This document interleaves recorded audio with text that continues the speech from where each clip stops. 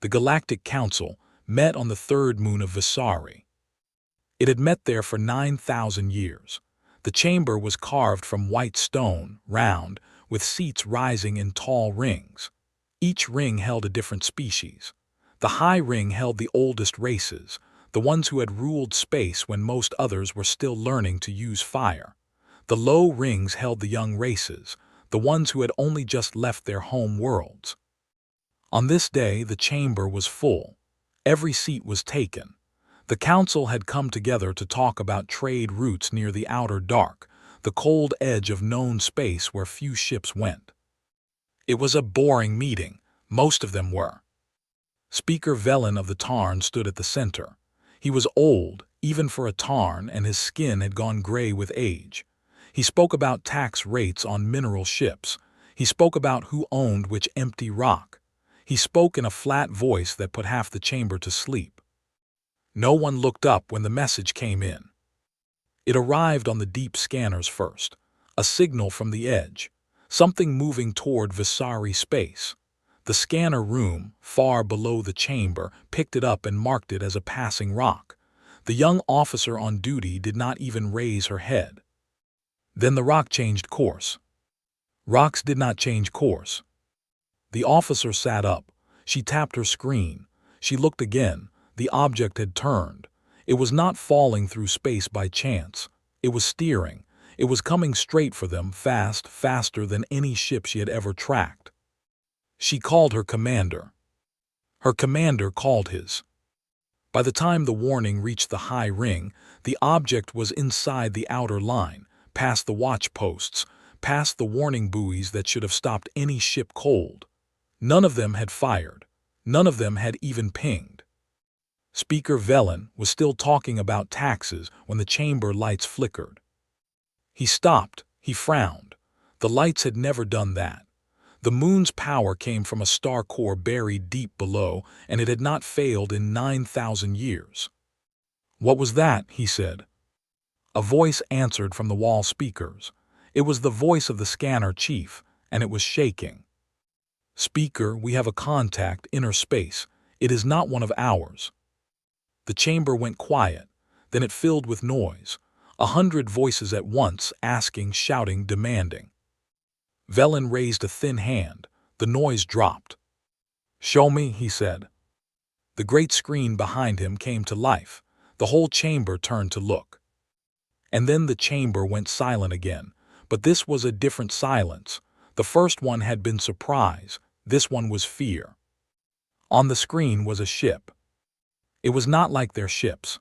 Their ships were smooth and curved, built for beauty as much as use, polished until they shone. The oldest races thought a ship should look like art. This ship looked like a weapon. It was huge. The size made no sense at first. The scanner kept changing its numbers as if it could not believe what it saw. The ship was longer than a city. It was longer than some small moons. It was gray and black and dull, with no shine at all, covered in plates of thick metal that overlapped like the scales of some old beast.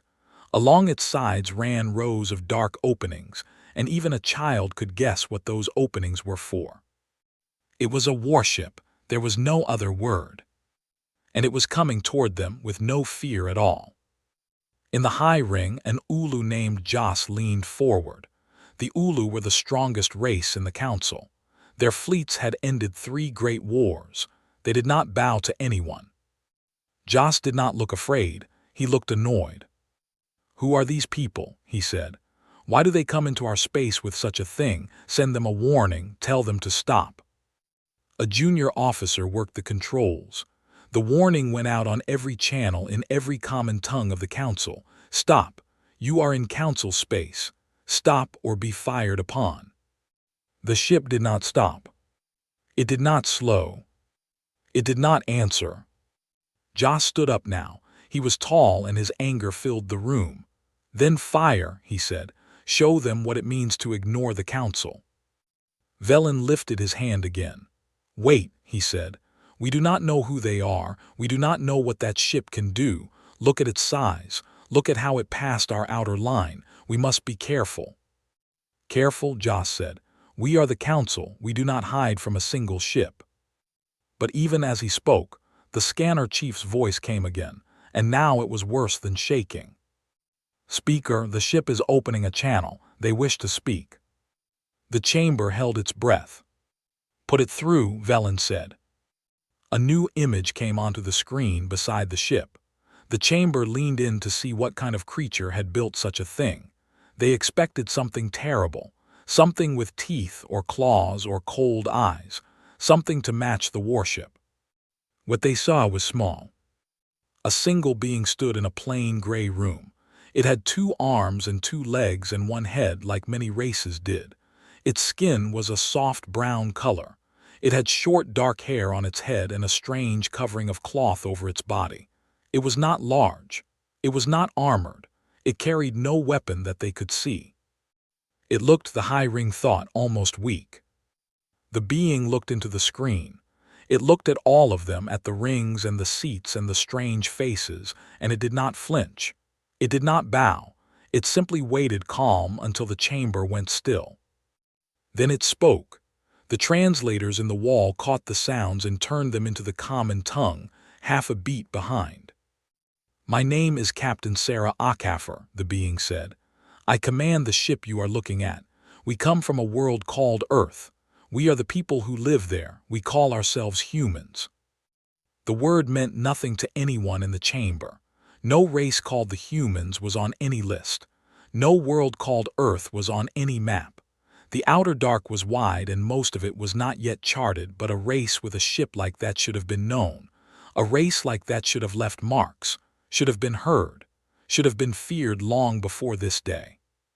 But there was nothing. They had come from nowhere. Vellan found his voice. Captain Akaffer, he said, I am Speaker Vellan of the Galactic Council. You are in our space. You have passed our defenses without stopping. We do not know you. Why have you come? The human's face changed in a small way. Later, those who watched would learn that this change was called a smile. They did not know it yet. It looked like a baring of teeth, and a few in the low rings drew back. We have come to talk, Captain Akaffer said. Only to talk. We mean you no harm today. The word today sat in the room like a stone. Joss spoke before Vellan could stop him. You bring a war machine to our doorstep and you say you mean no harm. Do you take us for fools? That ship is built to kill. We can see it. Do not lie to us. The human turned her eyes to Joss. She studied him for a moment, the way one studies a thing one has not seen before. You are right, she said. It is built to kill. It is the largest warship my people have ever made. I will not pretend otherwise. The honesty silenced even Joss for a beat. Then why bring it here, Vellan said slowly, if you come in peace? Captain Akaffer was quiet for a moment. When she spoke, her voice was even, almost gentle, and somehow that made it worse. Because we have learned something about meeting new people, she said. We have learned that when you come weak, you are not heard. We have learned that the strong make the rules and the weak follow them. We did not want to come weak, so we came as we are. She let the words settle. We are not asking to join your council, she went on. We are not asking for your trade. We are asking only one thing. We are asking that you leave us alone. Earth is ours. The space around it is ours. We have marked our borders. I am here to give you the map so there is no mistake. Stay out of our space and we will stay out of yours. That is all. The chamber broke into noise again. This time Vellan did not raise his hand. He let them shout. He was thinking. A race no one had ever heard of. A ship larger than anything the council could build. A captain who spoke of borders as if she already owned the stars. And under it all, a cold and simple message that frightened him more than any threat. We do not need you. We do not fear you. Leave us alone. In 9,000 years, no one had ever spoken to the council like that. Joss was on his feet again. We will not be ordered about by strangers, he shouted. One ship. There is one ship. The Ulu fleet alone has 10,000. Let her draw her little maps. We will draw our own. Sit down, Vellan said. His voice was tired, but it carried. You see one ship, Joss. You do not see the fleet behind it. No race builds a thing like that and builds only one. Use your head. Joss did not sit, but he did not speak again either. Vellan turned back to the screen, to the small, calm human who had not moved through all the shouting. You ask us to trust you, he said. Yet you say asterisk today you mean no harm. What of tomorrow? Captain Akefer met his eyes through the screen. Tomorrow depends on you, she said. We did not come to make war, we have no wish for it. But we have fought wars before on our own world against our own kind, and we are very good at them. We learned in the hardest school there is. If you leave us in peace, you will never see another human ship as long as you live. If you do not. She stopped. She did not finish the threat. She did not need to. The unfinished words were louder than any ending could have been. The High Ring understood all at once what they were dealing with, not a stronger race. They had met stronger races, not a crueler one. They had met those too. They were dealing with a race that had grown up fighting, that had spent its whole short history at each other's throats, killing and surviving and learning, while the old races grew soft and slow and forgot what war even felt like.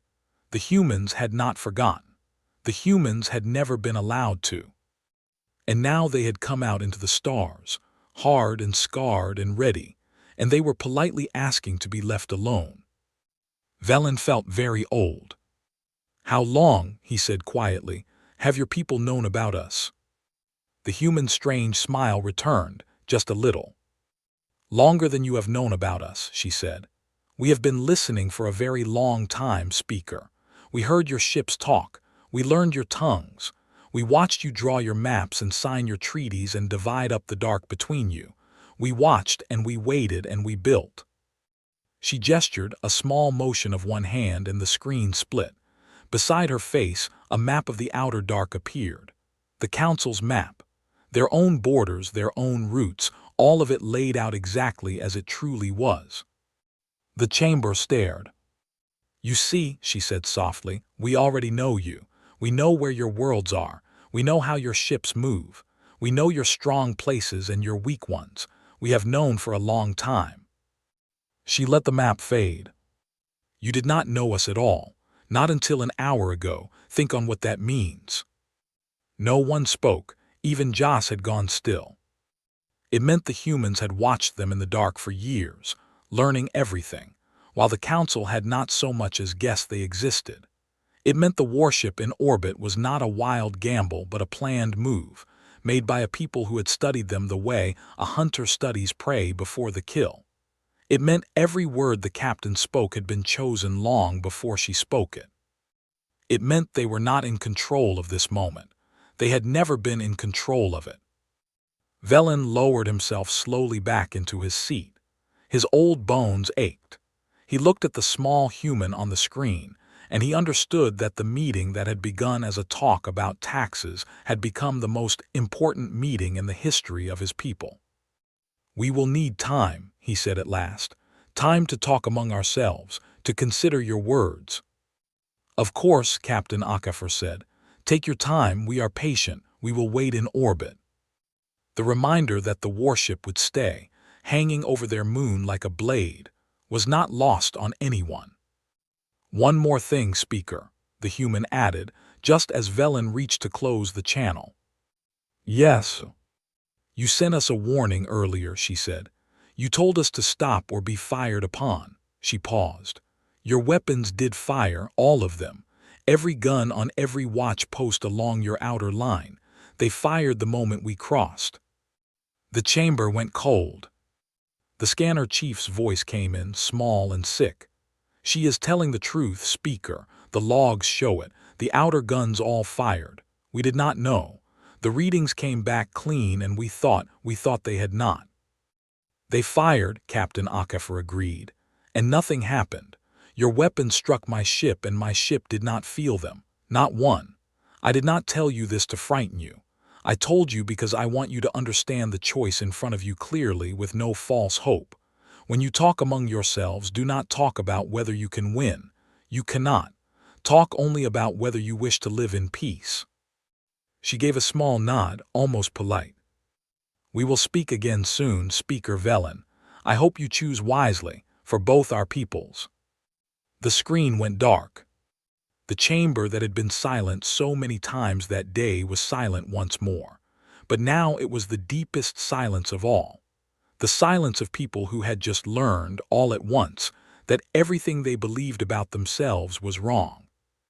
They were not the strong ones. They had only thought they were, because no one stronger had ever come to test them. Now someone had. And the someone was small and brown and calm, and came from a world they had never heard of, and commanded a ship their greatest guns could not scratch. High in his seat, Speaker Vellan closed his eyes. Outside, far above the white stone moon, the Titan-class warship turned slowly in the dark, patient as death, and waited for the council to make up its mind. The council did not sleep that night. There was no night truly on the third moon of Visari. The white stone glowed soft and even, lit from within, the same in every hour. But the races had brought their own habits with them, and most of them rested when their home worlds rested. On this day, none of them rested at all. They met in smaller rooms. They argued in the halls.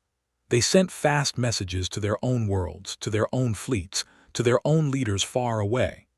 Word of the human ship spread through council space faster than any ship could fly, jumping from station to station, world to world, until 1,000 worlds knew that something had come out of the dark and frightened the high ring into silence. In a small round room off the main chamber, the inner circle met. These were the 7 oldest and strongest voices. Speaker Vellan sat among them. Jas of the Ulu sat across from him, still angry, still red around the eyes. The others sat between, watching the two of them the way one watches a fire near dry grass. We must strike first, Jas said. While there is only one ship, if we wait more will come. We all heard her.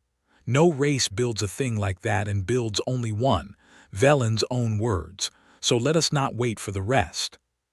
Strike with what? Said Myra of the Sen. The Sen were thinkers, builders, makers of fine machines. Myra's people had designed half the weapons the council used. You heard the captain, our outer guns fired, all of them. They did nothing. I have read the logs myself. The strikes landed clean. The ship did not even change course. Whatever shields it carries, we cannot break them, not with what we have. Then we build something better, Jas said. In how long? Myra asked. A year, 10. That ship is in orbit now *. If we move against it and fail, we hand them a reason to do what they are clearly able to do. You wish to gamble every world we have on a weapon we have not yet built. Jas slammed a fist on the table. So we do nothing. We let strangers draw lines through our space and tell us where we may and may not go. They did not draw lines through our space, Vellan said quietly. The room turned to him. Listen to what she said. She did not ask for our worlds. She did not ask for our trade routes. She did not even ask to sit in this chamber. She asked for one thing, her own world and the space around it. She asked us to stay out of a corner of the dark we did not even know was claimed. He spread his thin hands. She asked us to leave her people alone. That is all. And you believe her, Jas said. I believe, Vellan said, that a race who could destroy us and chooses instead to ask politely for a little quiet is not a race in a hurry to make war. If they wanted our worlds, Jas, we would already be fighting for them.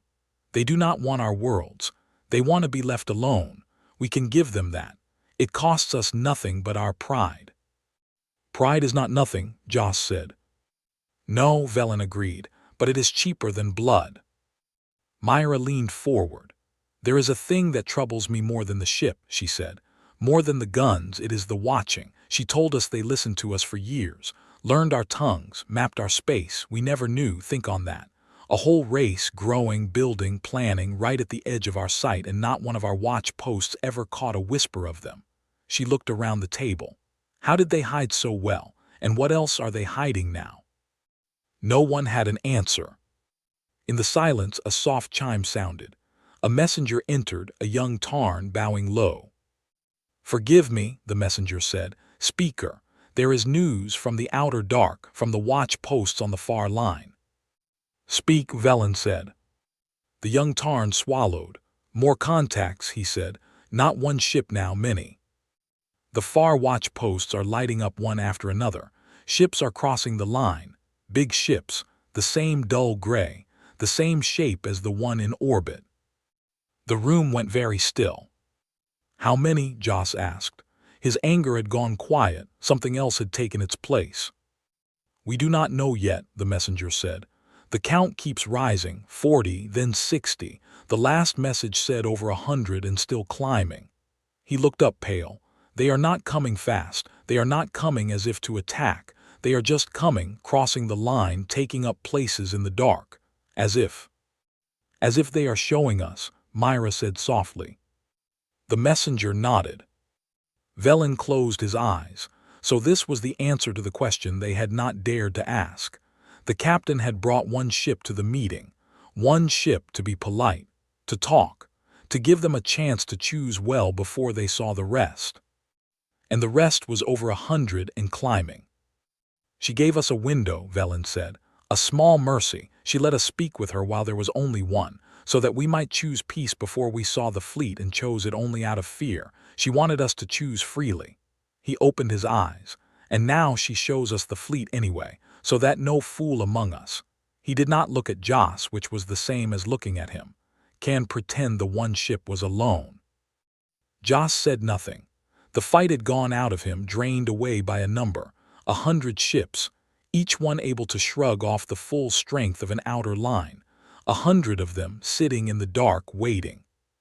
The Ulu had 10,000 ships, but the Ulu ships were the Council's best, and the Council's best had fired on a single human hull and done nothing at all. 10,000 times, nothing was still nothing. "We open the channel again," Vellan said.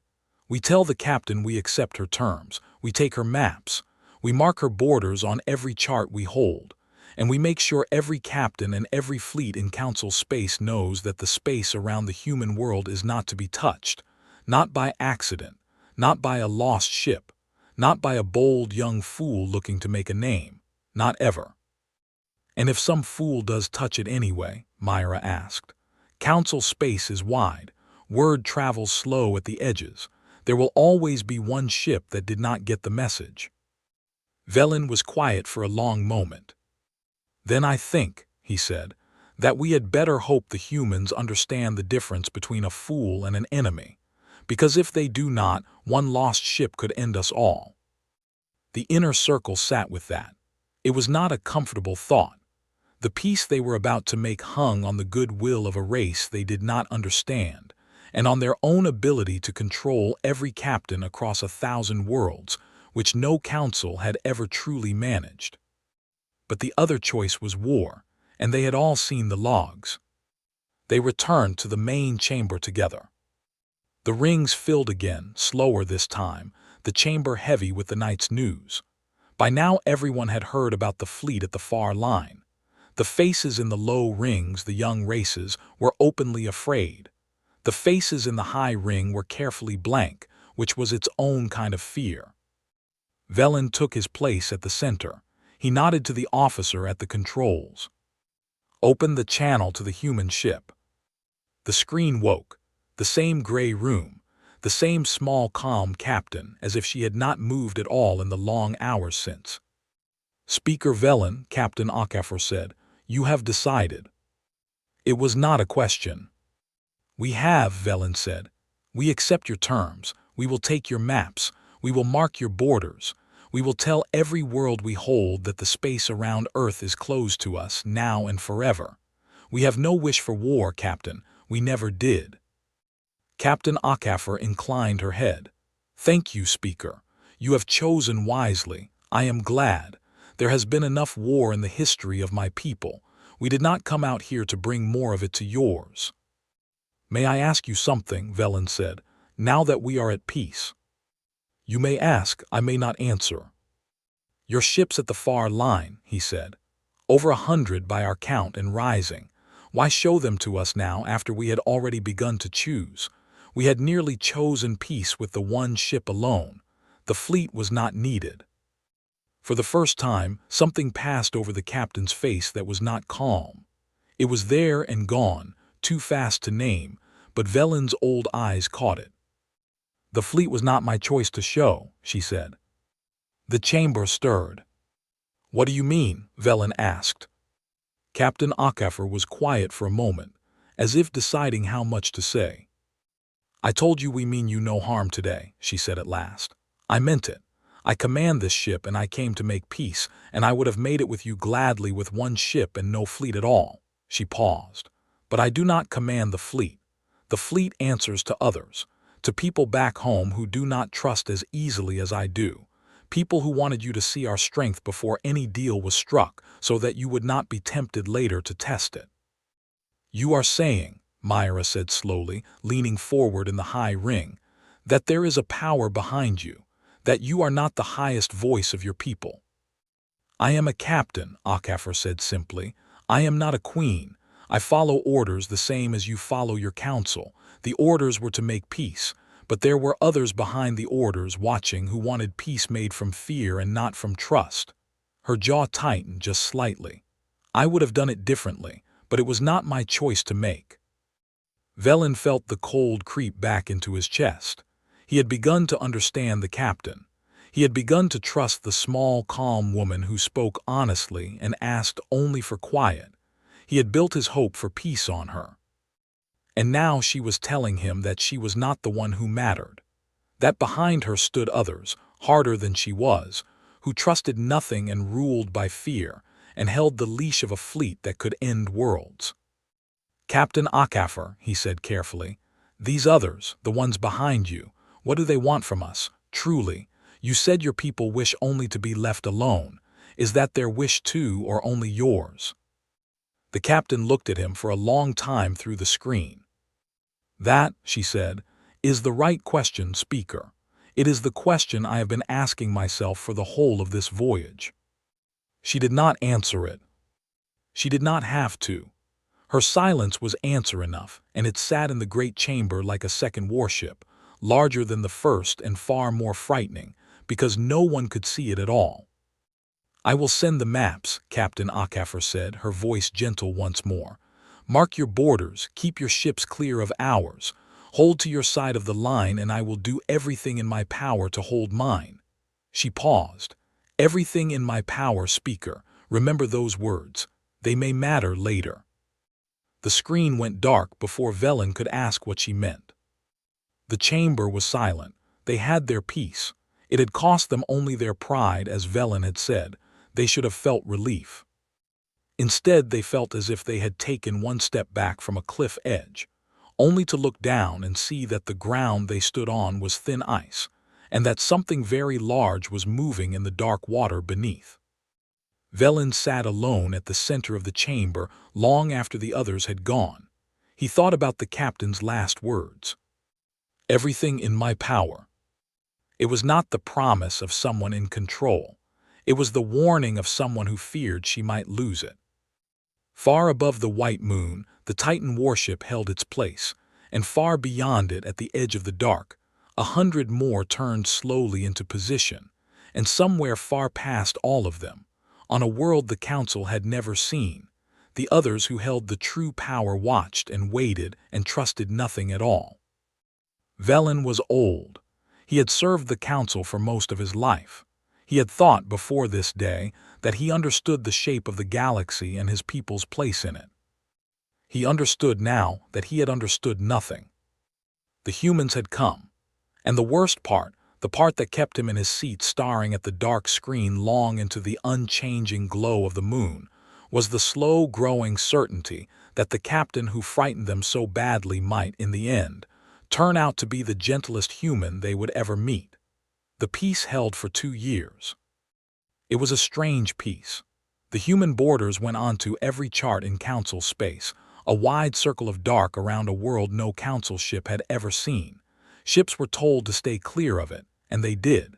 Captains who flew the outer routes spoke of the human line in low voices, the way one speaks of a haunted place.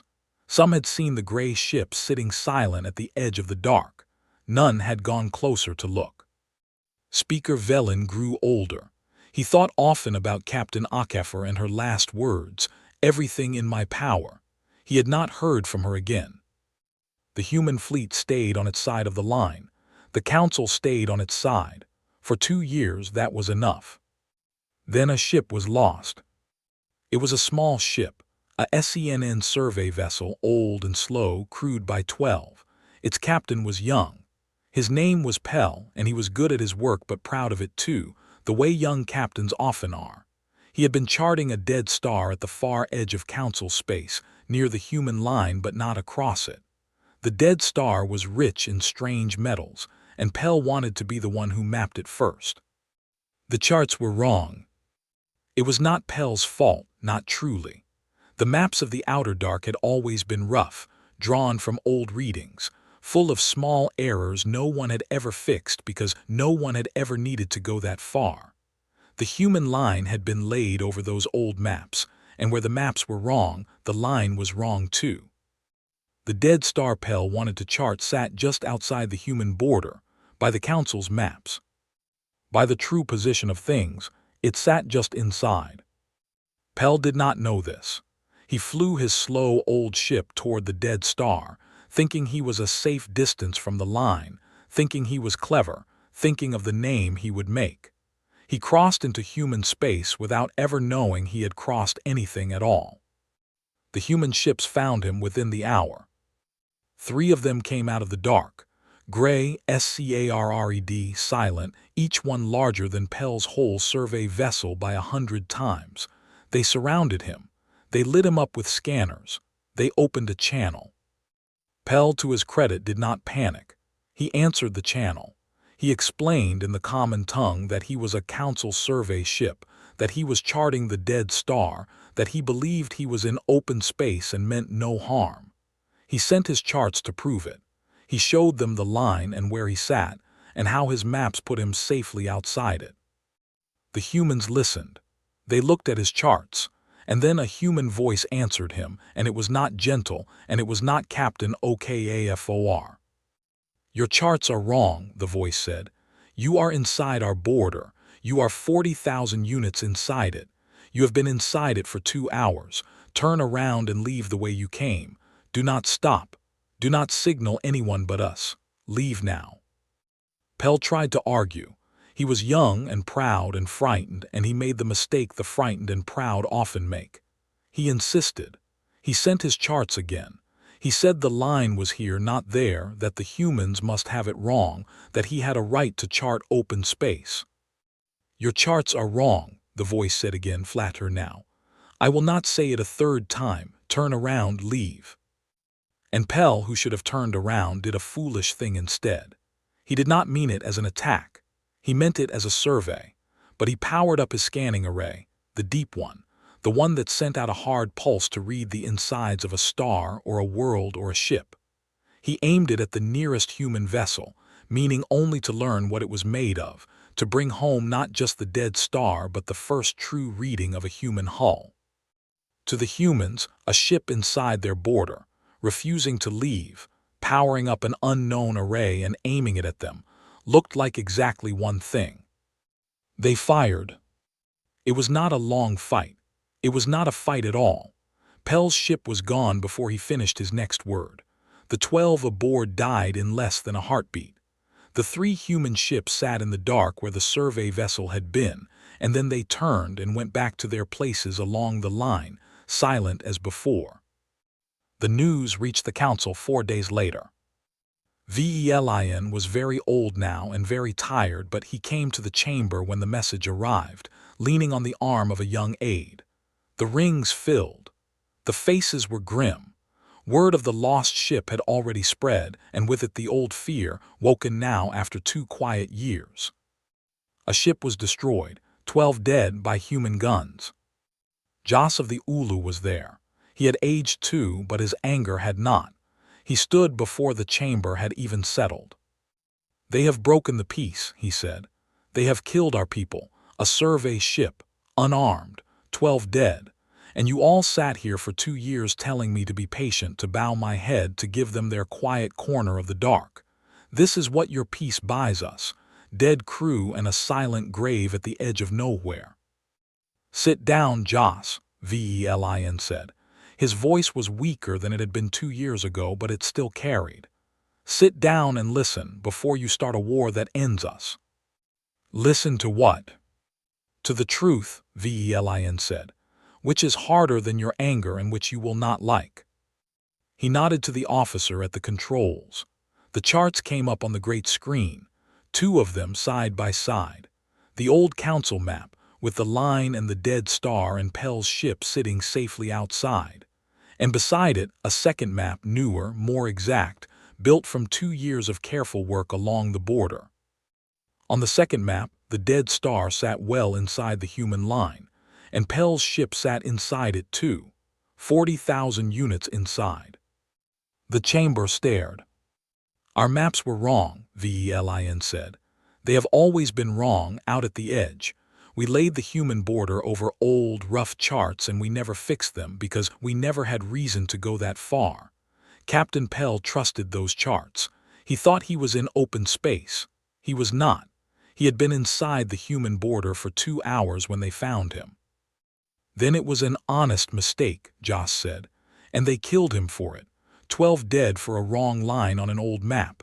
Does that not make it worse? It might, Vellan said. Let me finish and then you may judge. He nodded again.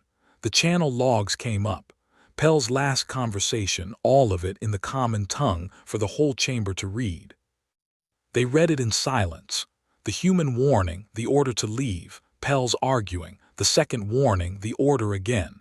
And then in plain words at the end, the record of what Pell had done. Survey array powering up.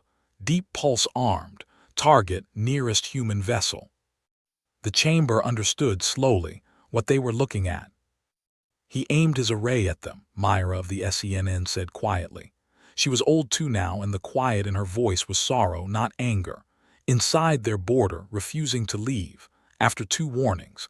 He powered up an array they did not know and aimed it at one of their ships. To them it looked like a weapon coming online.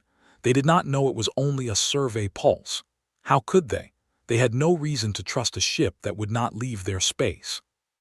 He was a fool, Vellan said. There was no anger in it, only grief. A young, proud fool, and he is dead for it, and so are 11 others who trusted him.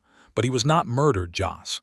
He was killed because he did 3 foolish things in a row inside the borders of a people who told us 2 years ago exactly how they would answer such things. They warned him twice. He did not listen. I have read these logs 10 times looking for the place where the humans did wrong. I cannot find it. By their own rules, the rules we agreed to, they did nothing we did not give them leave to do. Joss was silent. He stared at the logs on the great screen, the 2 warnings, the armed array. He was a warrior and he had commanded ships, and he knew, in the cold part of him that knew such things, what he would have done if a strange vessel sat in his space, would not leave, and powered up an unknown array aimed at his hull. He would have fired too. Then we are to do nothing, he said at last, but the fight had gone soft in him. Again, we are to swallow 12 dead and say it was our own fault and move on. No, Vellan said, not nothing. The chamber looked at him. A channel has been opened to us, Vellan said. An hour ago, from the human ship in orbit, the same ship that has hung over this moon for 2 years, they wish to speak about the lost vessel. He paused. It is Captain Okafor. A murmur ran through the rings. Open it, Vellan said. The screen changed. The gray room. The small captain, 2 years older like the rest of them, a few lines on her brown face that had not been there before, but the same calm, the same steady eyes. Speaker Vellan, she said, I am sorry truly for your 12. The honesty of it, the plain sorrow, caught the chamber off guard. They had braced for coldness, for the flat voice that had spoken to Pell at the end. You did not fire the shot, Captain, Vellan said. No, she said, I did not, and I would not have. If I had been there, your survey ship would have gone home. Her jaw tightened the way it had 2 years ago, but I was not there. The ships at the line do not answer to me. They answer to the others, the ones I told you about behind me, the ones who trust nothing. She looked at him steadily. I told you, Speaker, that I would hold my side of the line with everything in my power. I meant it, but my power has limits.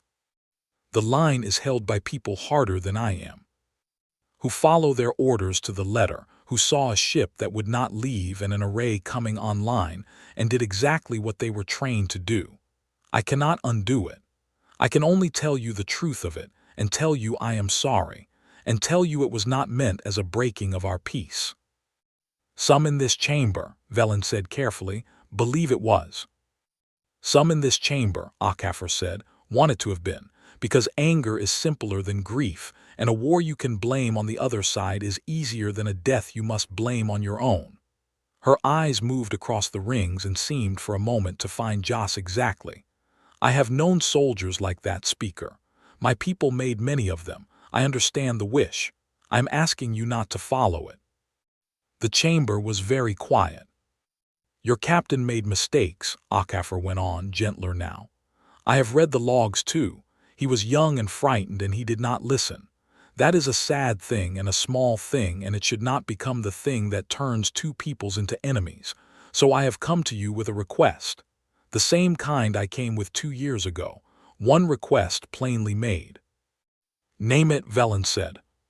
Fix your maps, she said. All of them.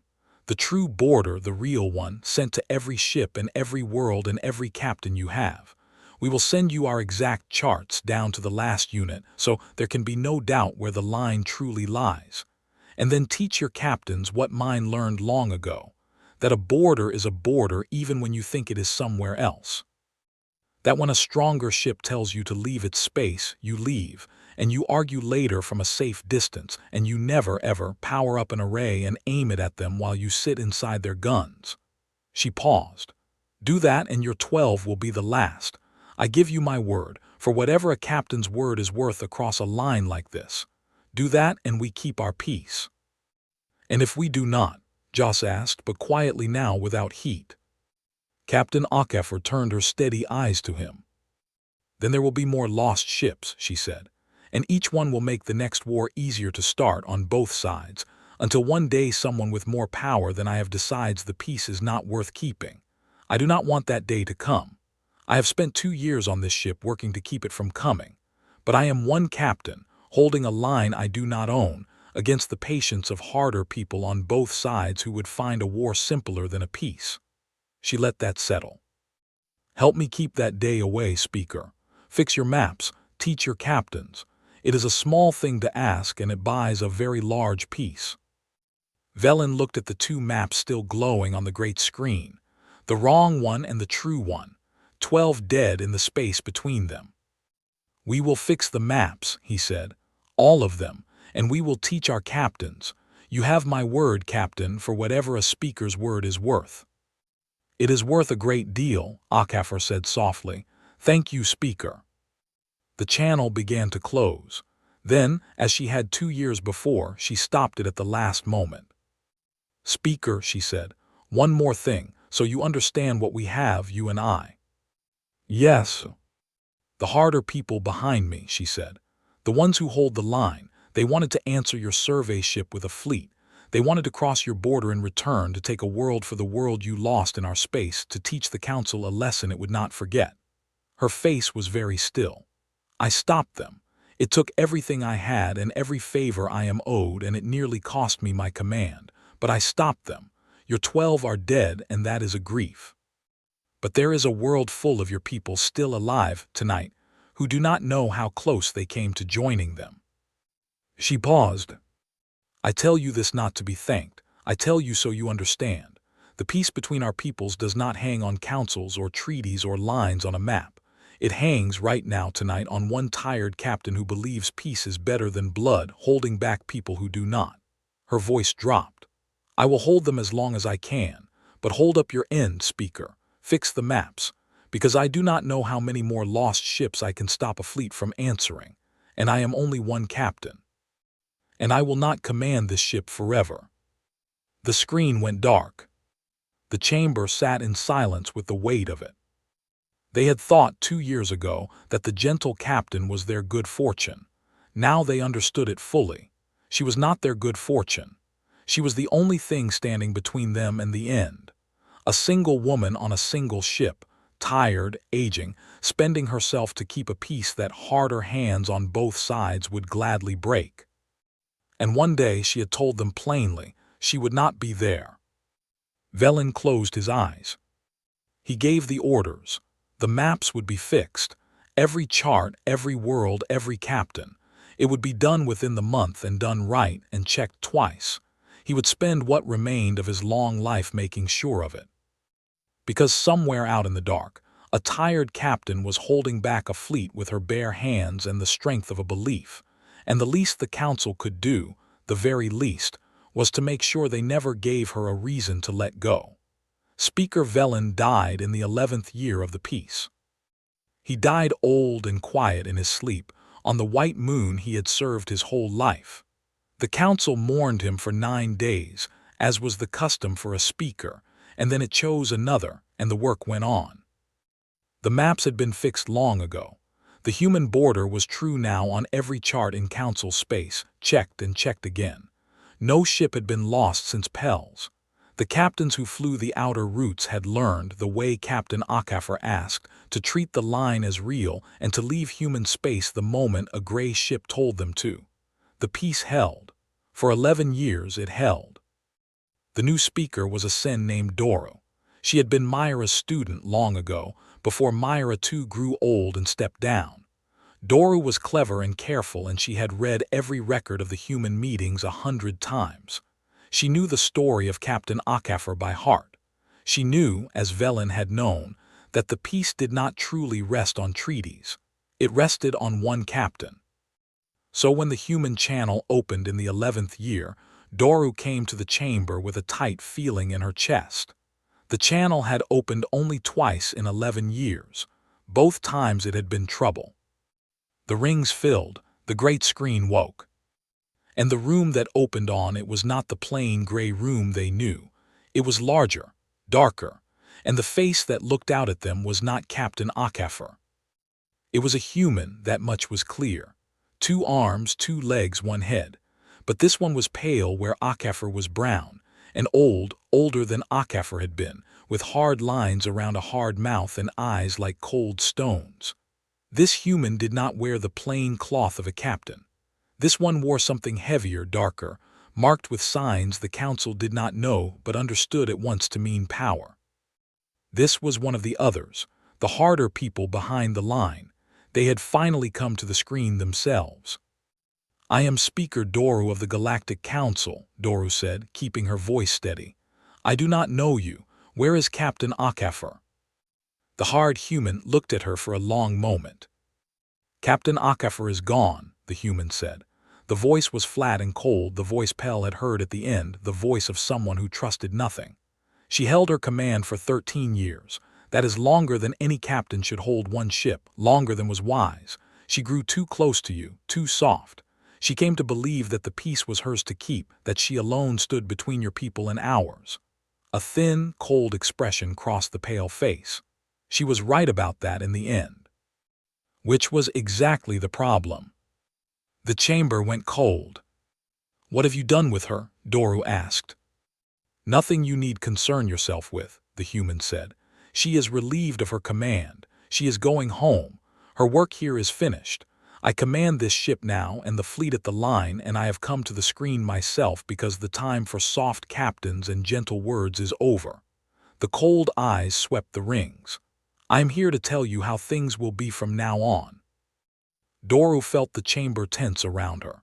She had read the records. She had known in her mind that this day might come, the day the gentle captain was gone and a harder hand took the leash. But knowing it and seeing it were not the same, and the seeing of it sat in her chest like ice. "Captain Akafor made us a peace," Doru said carefully. 11 years of peace, honest peace. We have kept every word of it. We fixed the maps. We taught our captains. We have not lost a single ship since the first. Whatever quarrel you have with her ways, we have given you no cause to change them." "You have given me no cause," the human agreed. "That is true. You have been very good, very obedient. You have stayed on your side of the line like frightened animals, exactly as Akafor wanted. The cold expression deepened. And that is the trouble, Speaker. Akafor wanted you frightened and obedient and left alone. She wanted a peace where we never had to think about you again. She got it. For 13 years she got it. The human leaned closer to the screen. But 13 years is a long time, and the people back home have had time to think. And they have begun to wonder why we should be content with a quiet corner of the dark, when the people across the line are so very obedient, and so very weak, and so very willing to do whatever a stronger ship tells them to do. The meaning of the words spread through the chamber like cold water. You said you wanted only to be left alone, Doru said. Captain Akafor said it. 11 years ago in this chamber, your people came out of the dark and asked for nothing but their own world and their own quiet. We gave it to you, all of it. Akafor said it, the human corrected. Akafor wanted it. Akafor is not here. The pale face was without warmth. I will be honest with you, Speaker, because honesty costs me nothing now. When we first found you 11 years ago, there were two voices among my people. One said, "Take only what is ours, leave them in peace. The galaxy is wide and there is room for all." That was Akafor's voice. We let her speak it because she was right that fear makes a cleaner peace than blood, and we wished to learn what you were before we decided what to do with you. The cold eyes glittered. The other voice said something else. It said, "They are weak. They are old and soft and slow. They fired their best guns at our smallest ship and did nothing. A people like that does not keep what they have because they deserve it. They keep it only because no one stronger has come to take it. We have now come, and we are stronger." The human let the words hang. For 13 years, Akafor's voice won. We watched, we waited. We let her keep her gentle peace, and we learned everything there is to know about you. Your worlds, your fleets, your strong places and your weak ones. We know you better now than you know yourselves. The pale face leaned in. And what we have learned, Speaker, is that the second voice was right. You are weak. You have spent 11 years proving it. Every map you fixed, every captain you taught to run when we say run, every world you closed to yourselves because we asked, all of it taught us the same thing. You will do whatever the stronger ship tells you to do. So now, the human said softly, the stronger ship is going to start telling you to do more. The chamber erupted. Voices rose in every ring, fear and anger together, a wall of noise. Doru did not raise her hand to stop it. She let it run. She was thinking, fast and cold, of Vellan, of Akafor, of 11 years of careful peace now turning to ash on the great screen in front of her. She raised her hand at last. The noise dropped, but not all the way. "You speak of strength," Doru said. Her voice shook, but she made it carry. "You speak as if strength is the only thing that matters, as if a people who choose peace are only weak people who have not yet been pushed. Captain Akafor did not think so. Captain Akafor held this peace for 13 years not because she was weak, but because she believed peace was worth more than what you could take by breaking it. You call that softness. I think you do not understand it at all." The human almost smiled. "You sound like her." "Then perhaps," Doru said, "she was not as alone as you think." For the first time, something flickered in the cold eyes. It was gone fast.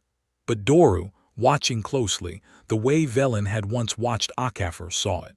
And she understood something that the hard human had not meant to show her. This human was not as sure as the words pretended. "Let me ask you something," Doru said, pressing into the flicker. "You say your people had two voices, Akafor's and the harder one. You say the harder one has won. But Akafor held her command for 13 years. 13, you said, longer than was wise. Why?" She leaned forward now too. "If your people had truly decided we were weak and worth taking, why let her keep the peace so long? Why watch and wait for 13 years? Why send her at all instead of the fleet that very first day?" The human did not answer at once. "Because," Doru said slowly, answering for them the way Vellan had once answered the chamber, "you are not sure, you are still not sure.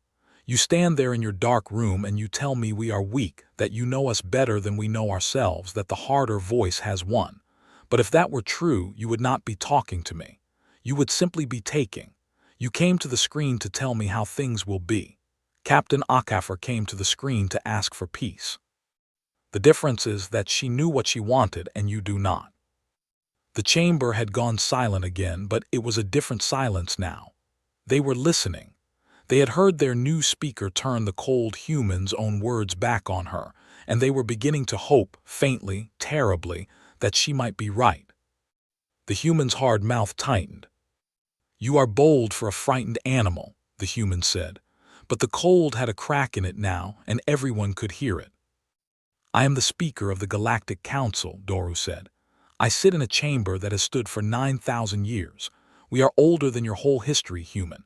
We were sailing the dark when your people were still afraid of the night on your own world. You are stronger than us, yes. Your ships are better. Your guns are better. We have known that for 11 years and we have made our peace with it." She rose from her seat slowly, deliberately, an old Sen standing before a hard young power. "But strength is not the only thing that has ever mattered, and a people who have lasted 9,000 years know things that a people who have just come out of the dark have not yet learned. One of those things is this: the ones who take because they can are not remembered kindly, and they do not, in the end, last." "Threats," the human said. "No," Doru said. "History, we have a great deal of it. You are welcome to read ours since you have read everything else." She held the cold eyes through the screen. "You have come to tell us how things will be, so tell us plainly what you mean to do. No more talk of strength and weakness. What do you want?" The human was quiet for a long moment. And in that quiet, Doru understood that she had won something. Not the war, not safety, not even peace, but a moment, a pause, a crack in the cold certainty of a people who had come to take, into which a clever speaker might, with great care, drive a wedge. "I want," the human began. And then the channel made a sound it had never made before. A sharp tone, an interruption, a second signal cutting in over the first. The dark room on the screen flickered.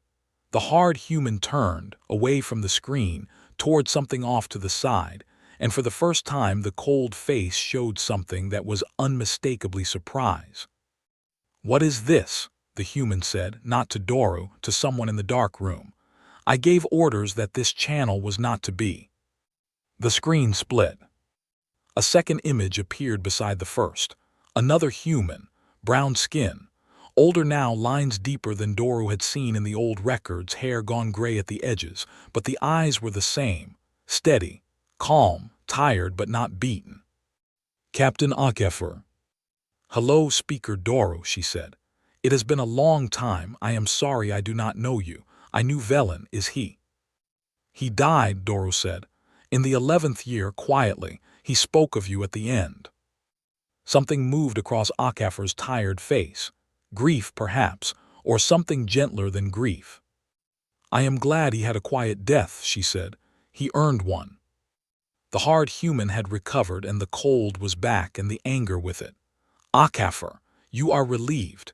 You have no command, no authority, no right to this channel. Whatever you think you are doing." "I am doing," Akafor said, not looking at the other human, keeping her tired eyes on Doru, "the last thing I have the power to do, which is more than you think and less than I would like." She drew a breath. "Speaker, listen to me carefully because I do not have long, and what I am about to tell you changes everything." The chamber held its breath. "There is something about my people," Captain Akafor said, "that I have kept from you for 13 years, something even Vellan never knew. I kept it because while there was peace it did not matter, and a secret kept is a secret that cannot be used against you." Her jaw set. "But the peace is ending. This one." She did not look at the hard human, but everyone knew whom she meant, means to end it. "And so the time for keeping it is over. You need to know the truth about what is really out here in the dark with you. All of it." The hard human's face had gone very still. "OKAFOR," the cold voice said, and for the first time it was not cold at all, it was afraid. "Do not."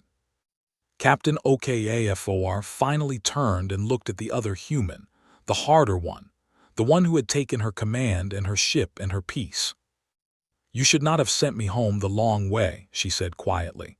"It gave me time to think, and to decide, and to make a few calls of my own to a few old friends before you cut my command."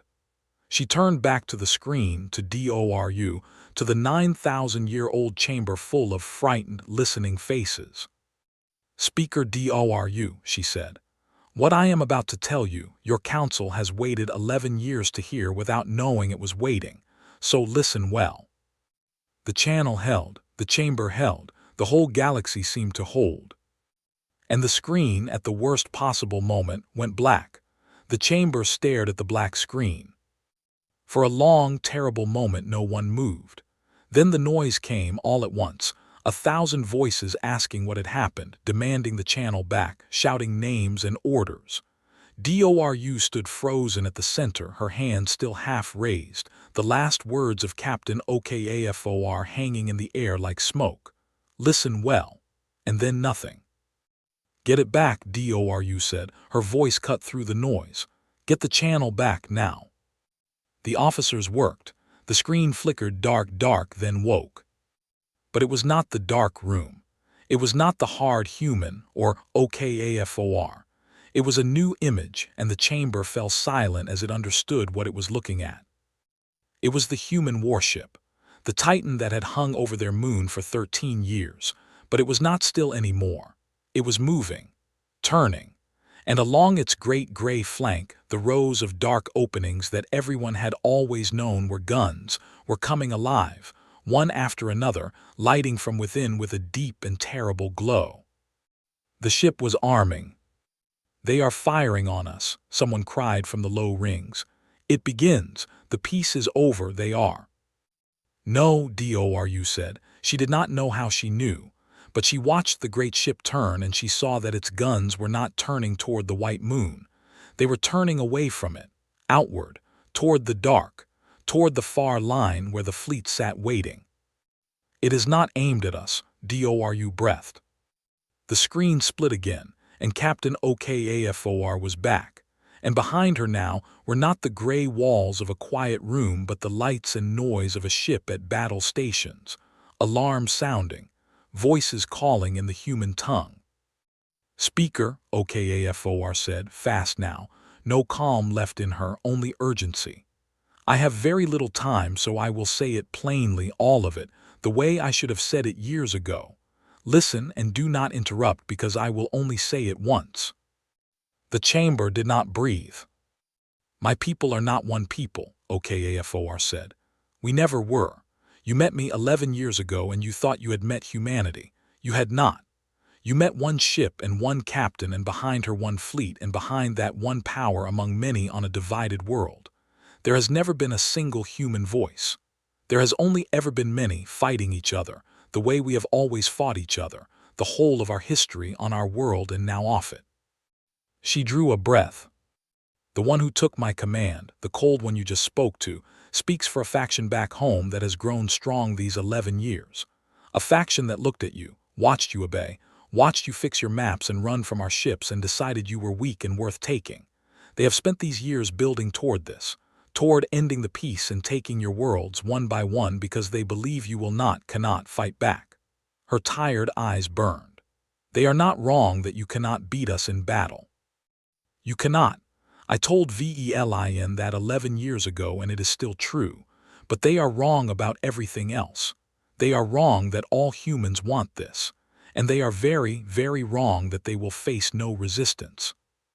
The great ship on the screen finished its turn. Its guns glowed full now, 100 points of terrible light along its flank, all aimed outward into the dark, toward the line. "This ship is mine," OKAFOR said. "It was always mine. They relieved me of command, but a command is only words, and a crew is loyal to the captain who kept them alive and fed and homebound for 13 years, not to a cold voice on a screen who arrived last week. When they tried to take my ship, my crew gave it back to me. We have spent the last hour taking it back, room by room. It is mine again now, and I am about to do the one thing that can still stop a war." "What thing?" DORU asked. "Captain, what are you?" "There is a faction back home that does not want this war," OKAFOR said. "It is large, larger than the cold ones think. It is people like me, people who came out into the dark and found it full of life 9,000 years old and decided that was a wonder to be protected and not a weakness to be eaten. We have been quiet because the war faction held the fleets and the guns, but quiet is not the same as gone, and we have been waiting all these years for a moment, for a spark, for one clear act that would force every human to choose a side in the open, where they could no longer pretend the choice was not being made. She looked into the screen, into the 9,000-year-old chamber, into the eyes of a frightened, listening council. "I'm about to give them that spark," she said. "I'm going to fire this ship's guns, not at you, at the fleet at the line, at the war faction's own ships. One human ship firing on another in full view of the whole human network with the reason broadcast on every channel for every human to hear. They were going to break the peace. They were going to take worlds that asked only to be left alone. I would not let them choose." Her voice did not shake. "I cannot win that fight, Speaker. One ship against 100. I know exactly how it ends for me. But that is not the point. The point is that I cannot stay silent and let them tell my whole people that the Council was an enemy that had to be destroyed. If they are going to do this, then every human alive is going to see clearly that it was a choice made by some of us and fought against by others. I am going to make them choose in the light." The hard human's voice cut back in on a third channel, and now there was no coldness left in it at all, only fury and something close to panic. "OKAFOR, you are insane. You will start a civil war. You will burn everything we have built, for them, for aliens, for weak old creatures who ran from us for 13 years.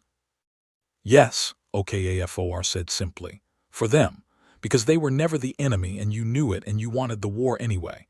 I am tired and I am old and I have held this peace alone for 13 years, and I have decided I would rather end as the human who fired the first shot to save it than as the captain who stayed quiet while you ended it." She turned from the cold voice for the last time. "Goodbye. I hope you live long enough to understand what you almost did." She faced the screen. "Speaker DORU, I cannot tell you how this ends. The war faction may win. If they do, this was for nothing and I am sorry and you should run and hide and pray. But I do not think they will win. I think there are more of us than them. I think most humans, shown the choice plainly, will not choose to eat a peaceful people for no reason but that they could. I have to believe that. I have spent my whole life believing it. We are not only the thing the cold ones think we are the other thing too. We always have been both at once. That is what it means to be human." Her tired face softened one last time. "Tell Vellan quotes people I am sorry I could not keep it gentle. I tried. For 13 years I tried." "Captain DORU began. "Hold your words, Speaker," OKAFOR said. "Whatever happens out here, hold them. And if my side wins," a ghost of a smile, "if my side wins, then one day a human ship will come back to this moon, not a warship, a small one, and it will ask not for your obedience and not to be left alone, but for something we never asked you for in all these years because we were too proud and too afraid." "What?" DORU whispered. "Friendship," Captain OKAFOR said. "Just that. From the start, it was the only thing worth crossing the dark for. We were just too much like our worst selves to ask." She straightened in her chair. Behind her, the alarms rose to a scream.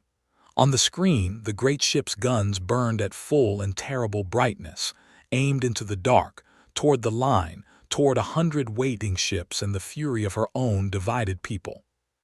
"Fire," Captain OKAFOR said to her crew, to the dark, to history. The screen went white. The Council did not know, for a long time, what had happened out at the line. The channels went dark. The great ship vanished from the scanners above their moon, gone into the deep with all its guns blazing. For days there was nothing but silence and fear, and the chamber filled and emptied and filled again, and Doru did not leave her seat and slept when she slept at all in it. They did not see the battle. They only saw, on the far scanners, the flashes at the edge of the dark, light blooming silent and terrible where the human ships tore at one another. They saw it go on for 3 days.